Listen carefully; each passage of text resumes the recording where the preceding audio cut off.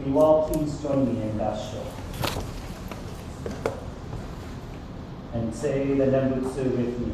Namo Amida Butsu. Namo Amida Butsu. Namo Amida Butsu. Namo Amida Butsu. Namo Amida Butsu.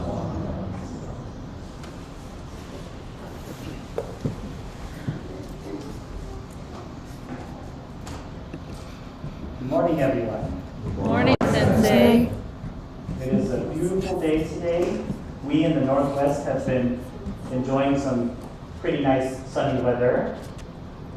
I hear that the rain clouds are going to come back around, this evening, probably on Monday, and we're going to get some rain on Tuesday. But while the sun was out, I hope everyone enjoyed the sunshine, and it's getting a bit colder, isn't it? To start off, I would like to first ask us all to join us in a moment of silence in the recent sad and horrific and tragic events that happened this morning in Colorado. So if you could all please just join me in a moment of silence.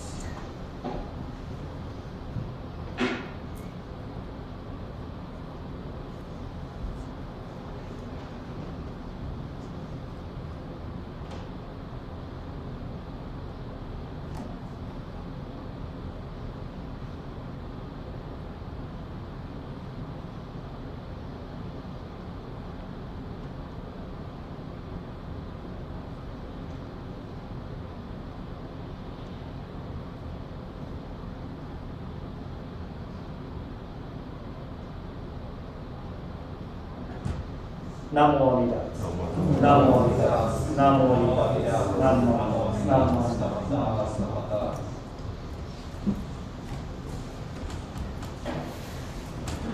Well, Dharma School students, in today's talk, I would like to talk about the first truth of Shakyamuni Buddha. Now, it's interesting. The first truth, right, is often translated as life is suffering.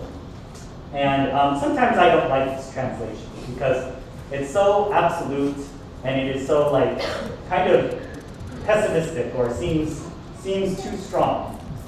But it is true that there exists suffering in life. But the first noble truth of the Buddha is more, I think, easily translated to there exists suffering in life. Life is filled with troubles and dissatisfaction. However, life has good times too. There are highs and there are lows.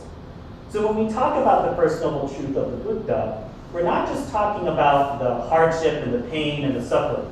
We're also talking about the really high ups that we experience as well. The wonderful times in our life. When we see a loved one get married, or when we watch our child walking the commencement line for graduation. These are also highs as well, right? But then we also experience great sadness in life as well.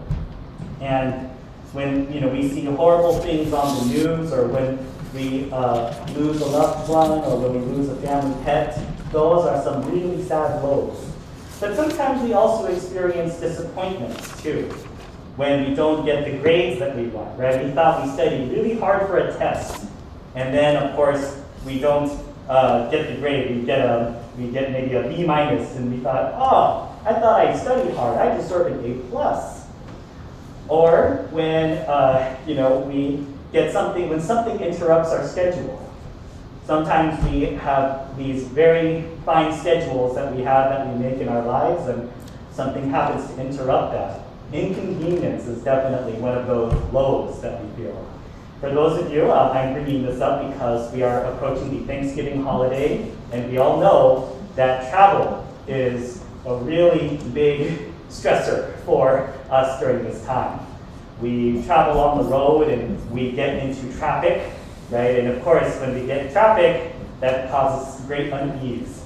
When we fly on an airplane and we look up and we refresh the app on our phone and it says flight's been delayed by 2 hours, the first thing we do is go, how terrible. This is also the type of dukkha, or dissatisfaction, that we have. When we get what we want, we wish that moment would last forever.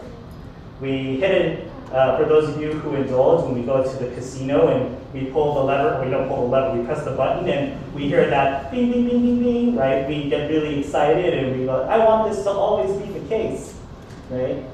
When we don't get what we want, we become angry, and sometimes we can take it out on others by getting mad at them, or we're in a bad mood, and we definitely are upset with the ones that we love. Buddhism teaches us neither high nor low are correct. Buddhism teaches us that we should not be attached to either the great highs in life or the great lows in life. When we experience great happiness, we want it to last forever, but Buddhism teaches us not to get too attached to that feeling. When something really horrible happens, it's important to acknowledge and feel the ultimate lows or the sadness, but Buddhism also teaches us not to get too attached to that feeling either. So if that is the case, what is Buddhism teaching us in terms of the great highs and the great lows? What Buddhism teaches us is being ultimately satisfied, ultimately content, realizing that we have enough. Dharma school students, we are hungry. We want things. We want situations. We want physical things like a new cell phone, new gaming system, or we want certain things for dinner. We want certain things for lunch. We want a lot of things. Want is a large part of who we are, Dharma school students. So what does it mean to be satisfied? And that is desiring no more or no less. We as people, as human beings, all continue to want. We will continue to grasp. And when we don't get what we want, we will become upset. We will become dissatisfied. We have that feeling. But ultimately, this is okay too. It's not that we should indulge in these, we should indulge and say, oh, it's okay to get mad. Just sometimes we get mad and it happens. Sometimes we get upset and it happens. What's important is that these feelings don't lead to destructive behavior. But if anything, what help not lead to destructive behavior, or what helps us to not experience ultimate highs or ultimate lows, is realizing that we are still embraced by the everlasting love and compassion of Amida Buddha. And Dharma school students, this is something I want us to always remember, that no matter the mistakes that we make, the things that we think, and the feelings that we feel, Amida Buddha embraces us. Amida Buddha's wisdom and compassion embraces us. Wisdom and compassion will continue to embrace us. In times of great hardship, Amida Buddha's wisdom and compassion embraces us. And we can help ourselves. We can truly live this example by supporting one another, by being there for each other, by loving one another. While we ourselves are not perfect and cannot expect to be perfect and always be kind and gentle 100% of the time, we can do our utmost best to live by Bodhisattva Dharmapara's example, or Amida Buddha's example, for the everlasting love and the desire to save all sentient beings. This is because we are all encouraged, Dharma school students and parents alike, to awaken to the truth that we are all interconnected with each other. When one of us suffers or a group of us suffer, we all suffer together. This is a very important lesson, I think, that Buddhism teaches us in life. We all have desires. We all have our own desires and wants and things that we want to attain. But from time to time, when we want these things so much, it can cause harm to others as well. But it's important to remember that while we have these desires, and when we don't get what we want, we ultimately accept the fact that Amida Buddha's wisdom and compassion continues to embrace us. Dharma school students, We are approaching, I think, and I was told by Reverend Bob Oshka, this when I was growing up, we are approaching one of the most Buddhist of holidays, in my personal opinion, the time of Thanksgiving. The time where we are really encouraged to recognize all that we have, all the loving people who surround us, the community who embraces us no matter who we are, and who we are encouraged to remember that this is a time of not thinking of ourselves, but thinking of others. Realizing how lucky we are that we are in the circumstances that we are in, where we can attend this temple, listen to the Dharma, and be with one another.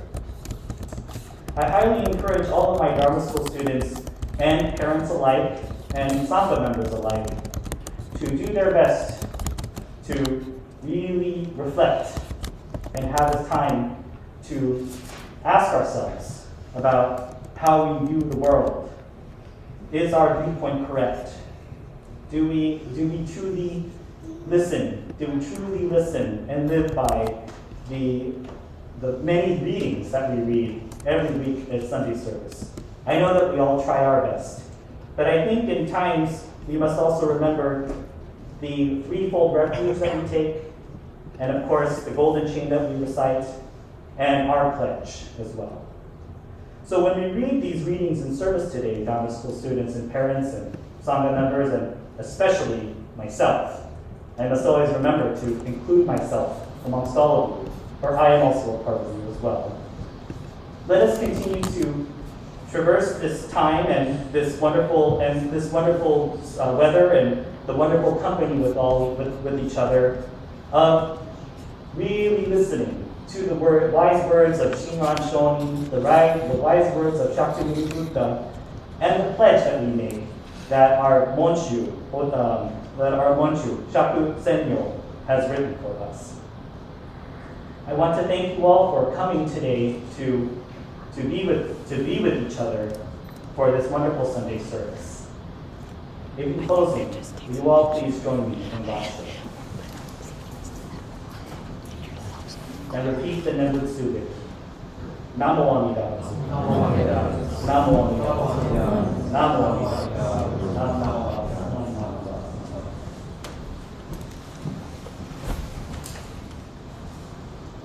Please put your hands together in gospel.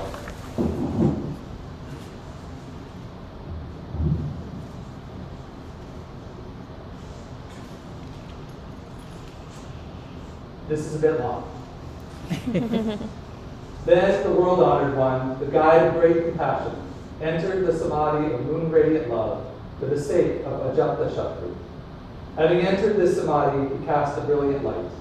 That light, cool and refreshing, shone upon the body of the king, and the sores healed instantly.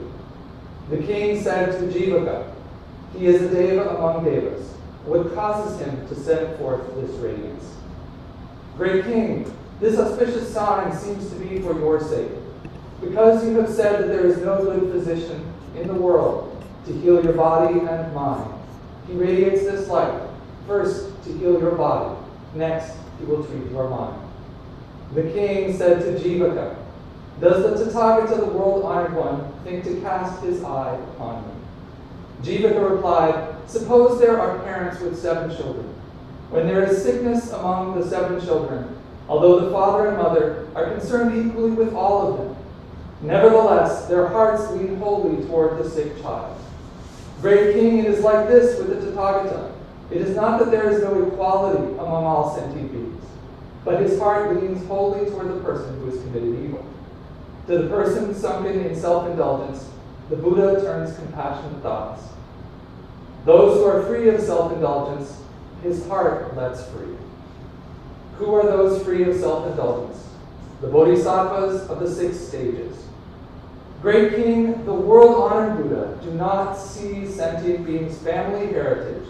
They do not see young or old, or middle age, poverty or wealth, auspicious times, or astrological sun, moon, or stars, skilled workers, menial laborers, or man or woman servants.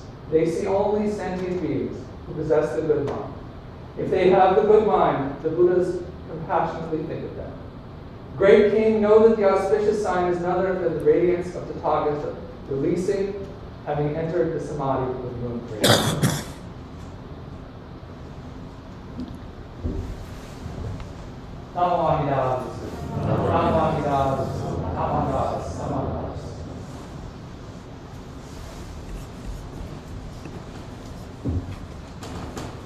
Good morning, everyone. Good morning. Thank you for listening to that long quote. So this passage that I read to you today is from one of the sutras. It's from the Nirvana Sutra. Now, in our tradition, we highlight the three Pure Land Sutras. But the Nirvana Sutra is another Mahayana scripture, and our founder Shinran cited it in his large work, the Kyogyo Shinsho. So even though we don't know this story, we don't hear about it, we know the main characters from our own tradition. In this passage, the king Ajatashatru is talking with his physician, Jivaka. Now, Ajatashatru, if you recall, is the bad son who sought to execute his father, the king, and take over the kingdom. This is an important story in Buddhism, and it's the opportunity for a lot of scriptures to be taught, including the Contemplation Sutra, the Kangyo of our tradition. So in this, we see Ajatashatru, a character we know. But we also see Jivaka. And I'm just curious, a show of hands, how many of you have heard of Jivaka in the Buddhist tradition? I see one hand from a fellow minister. And so, Jivaka is a very interesting character and very important one. He is kind of the paradigmatic physician in the Buddhist tradition. He also shows up in our sister tradition of Jainism. If you go around the world, you can find statues of Jivaka in halls of medicine and places of learning. Now, in the Buddhist tradition, as Sensei pointed out during the Dharma school talk, we discuss suffering. Now, today I'm going to talk about that, the Four Noble Truths, but I'm not going to use the translation of suffering. I'm going to follow a Reverend Julie Kanada, who is a Dodo Shinchu minister and a Buddhist chaplain. And she translates this term dukkha as dis-ease.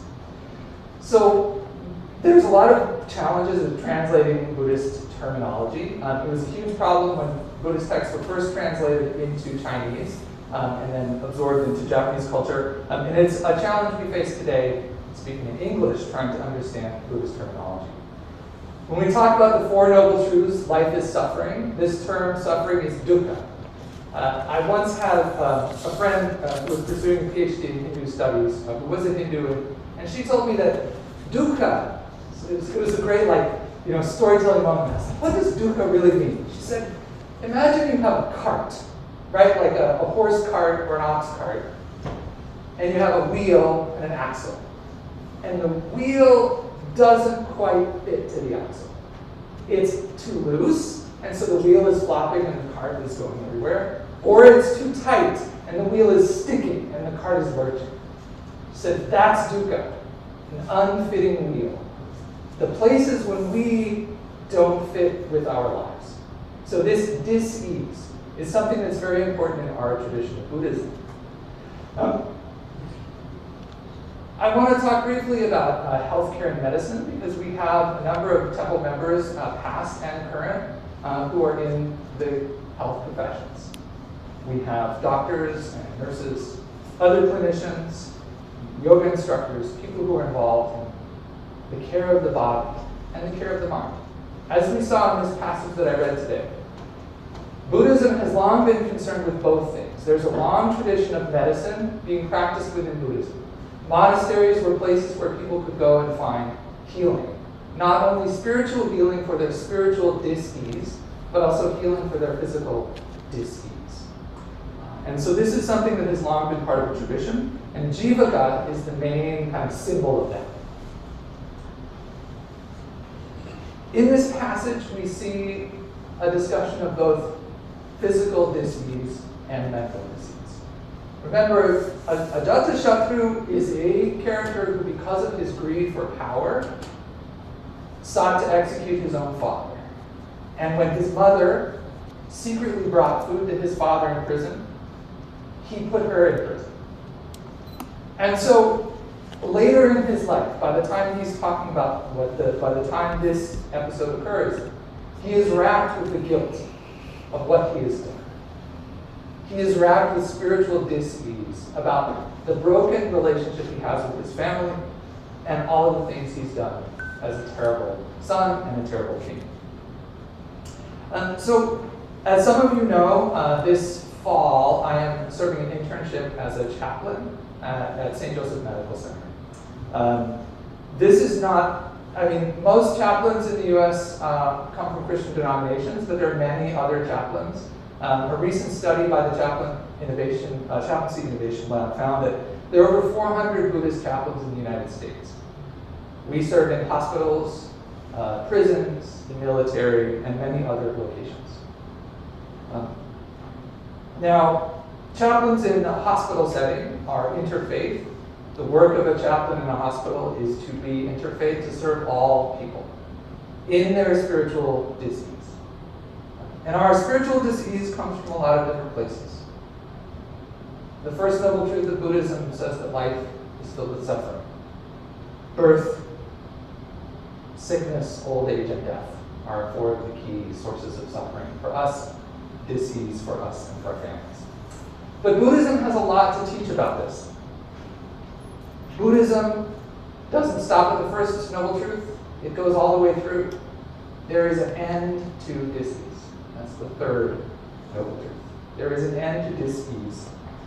And so within our tradition, there are many different things that we can learn about our own spiritual dis-ease and those of the ones we love.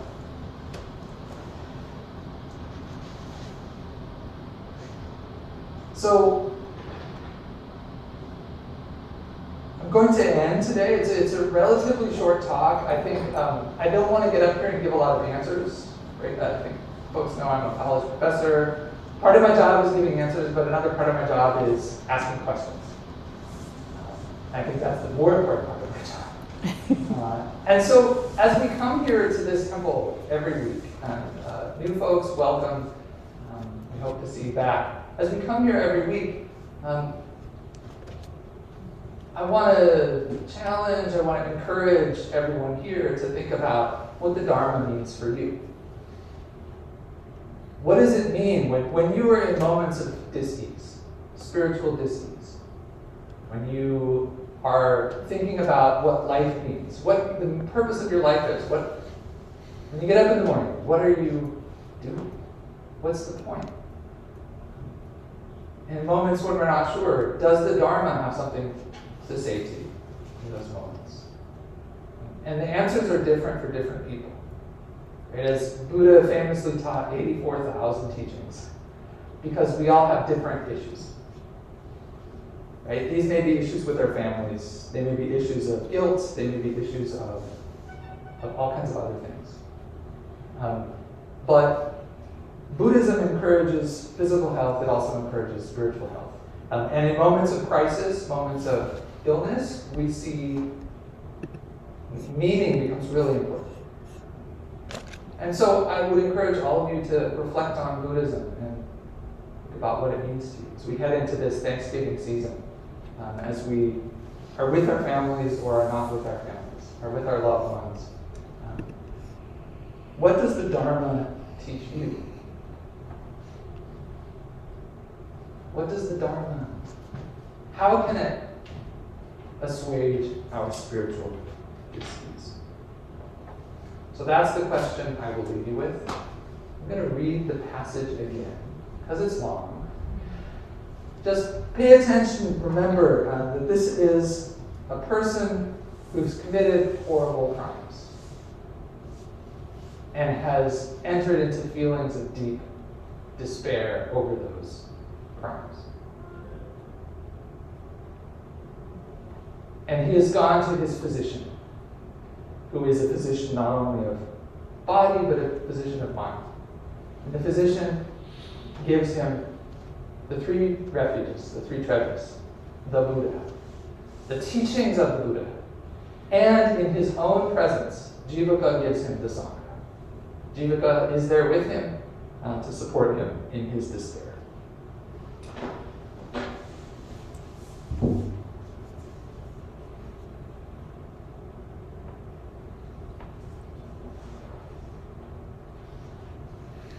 you can please join me in blessing. Then the world-honored one, the guide of great compassion, entered the samadhi of moon-radiant love for the sake of Ajatta Shakti. Having entered this samadhi, he cast a brilliant light. That light, cool and refreshing, shone upon the body of the king, and the sores healed immediately.